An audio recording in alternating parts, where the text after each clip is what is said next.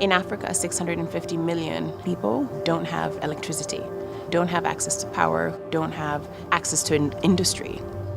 People who would otherwise have been very productive if they'd had the means, if they had the capital. It's really important that we don't lose sight of these people in our bid to grow our economies and become more industrialized. One of the toughest problems in the world is, how do you bring people out of extreme poverty without wrecking the climate in the process? Conventional wisdom says it'll require the burning of enough fossil fuels to cancel out any progress the developed world makes on emissions.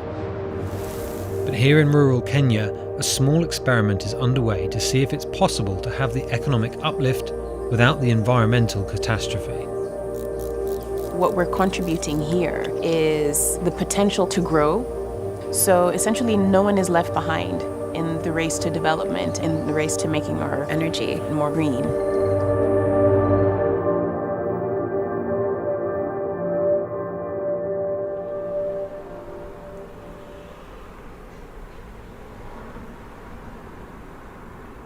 The first time I had power in my village was in the year 1990. Before that, there was no power at all completely.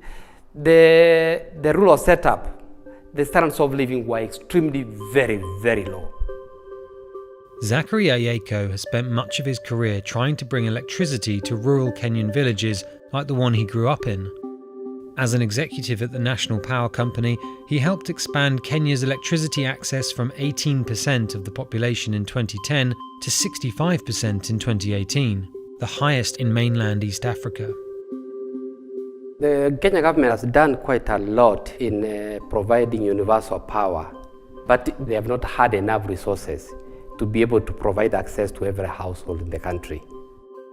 The Kenyans who have got no power are based purely in the rural areas. Once electricity provided, the economic empowerment of people goes very high. With millions of rural Kenyans still disconnected from power, a small green energy startup is attempting to bridge the gap.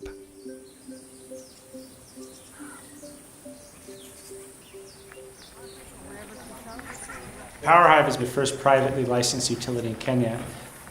We currently operate about 25 village-level microgrids. We're generating our power from solar. We're storing that energy in batteries. When I started in this business 20 years ago, the price per watt of a solar panel was $5-6. Now it's 20 cents. It's opened up a huge opportunity in Africa to deliver energy. A micro or mini-grid like the ones built by Powerhive is a power system that supplies enough electricity for a small community. Schools and homes get electric light and internet service. Agricultural labour like maize milling doesn't have to be done by hand anymore. Electric pressure cookers eliminate the need to chop down trees or burn charcoal to make meals. All of these things raise the standard of living, but there's one big problem. When we first came into Kenya, we quickly realized that our consumers are too poor to pay for energy. Mini grids have been around for a long, long time. The problem is that there hasn't been an economic model to support the long-term operations of these grids. It forced us to have to think about how we can support our customers in generating enough income that they can sustain themselves, and then also create a good energy customer for us as a business.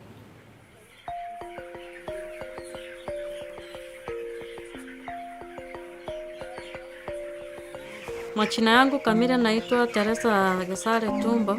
Mimi ni kama msimamizi wa hii chama, product manager. Tena tumeanza kufuga kuku ambazo ni za broilers ambazo zimeanza kutuletea fedha katika huu mradi. In most rural communities in Kenya, subsistence farmers would keep maybe 20 chicken, and these would be primarily for eggs they might sell or consume themselves, really. But electricity, along with some startup capital from Powerhive, has changed all that. Powered appliances like heat lamps and incubators can transform chicken rearing into a profitable business. It's a virtuous cycle for Powerhive. They give their customers the money and guidance to start businesses that use their electricity, and then a portion of the income from those businesses pays for the electricity. Kama wamama vile tuko kikundi hivi, tunapata hela ambayo inatusaidia kununua vitu za nyumba. Hasa tena zinachangia kununua hata chakula. Unapata kama uko na kakipo umejiwekea ya hii kutokana na huu mradi, unalipia mtoto kidogo, ingine unampea kama kipa yake ya kuenda kujiendeleza huko shule. You also find that community members who do see successful businesses get inspired to do that themselves. And all of that wouldn't have happened if they hadn't had the exposure or understood how it can be done or that it can be done. Recently, Powerhive has invested in a new business, leasing electric vehicles to people in the villages and in nearby Kisii town. My name is Brian Adoyo. I'm running the ground operations for this EV project in this region of Kenya. What we're trying to do here is convert all conventional bikes from petrol engines to electric motors. Beyond just getting from place to place, motorbikes are key to generating income in this region, where they're often used as taxi vehicles or for transporting goods to market. And while making the switch from gas to electric is obviously cleaner, there are some more tangible benefits as well.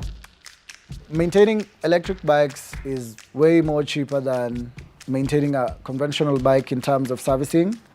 Electric vehicles, they have fewer moving parts. They don't require oil. You know, here people are spending around $10 every 2 weeks for the maintenance costs. So if we can save somebody $1 or $2 a day, it's a very, very big deal. The way we have planned to roll out the program is we'll be having swapping stations whereby riders around a certain area could be able to change batteries whenever they run out of batteries. And the rate at which we'll be offering the battery swaps will be much less than what they pay at the pump for fuel for the same conventional bikes. It's a brand new bike, never been ridden. Let's see how you like it. You just turn it on. This is the acceleration. We've just introduced our electric motorcycles to a whole group of local riders. The market here has really been very receptive, namely because it saves them money and because it performs better than what they're used to using. It is so nice. Thank you. You're seeing this whole revolution, I would almost call it, in terms of this adoption of electric mobility all over the world. So it's just a matter of time before that adoption happens here and everywhere else in the world. I'm convinced of it. It's still early days for mini-grid companies like Powerhive, and it remains to be seen how big the industry's impact can be. A study by Bloomberg NEF found that electricity from solar hybrid mini-grids is still expensive for many rural customers, and the sector suffers from a lack of investment. Meanwhile, large-scale renewables are booming.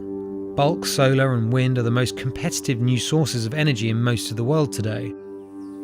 But with hundreds of millions of people still living beyond the reach of major grids, there's a massive opportunity to improve lives without the climate paying the cost.